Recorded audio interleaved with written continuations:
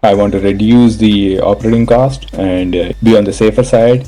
Wouldn't Arizona or Pennsylvania with lower taxes make sense? Not necessarily, because taxes and expenses are only one side of the equation. There's also revenue.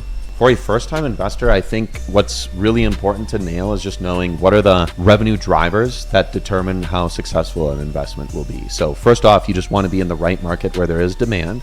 So a high yield ratio of gross revenue or income relative to the purchase price. And you want to get that at least above 15-20% on average, because regardless of what the expenses are for property taxes, insurance, or interest rates, so long as you're getting enough revenue, we'll build a final pro forma, know to a certain degree what the expenses likely will be. But you always want to make sure there's enough margin. And it doesn't matter if you're a beginner or a seasoned investor, you want to optimize for the best markets first. The second thing is obviously going to be choosing the right property subtype within a market that tends to cash flow a lot better than other property types. And to fast forward through this, Airbnb's product market fit is group travel, specifically group luxury travel. So choosing the 4 or 5, 6, 7 bedroom home means you're competing with a lot fewer competitors, because 60 to 80% of most markets are all 1, 2, or 3 bedroom homes. So those Airbnb hosts are all competing with each other. It's a very bloody type of market to be in. And then also they have hotels, they have other short-term rental accommodations that specifically serve smaller group travel. So we make sure that we're cash flowing as much as possible by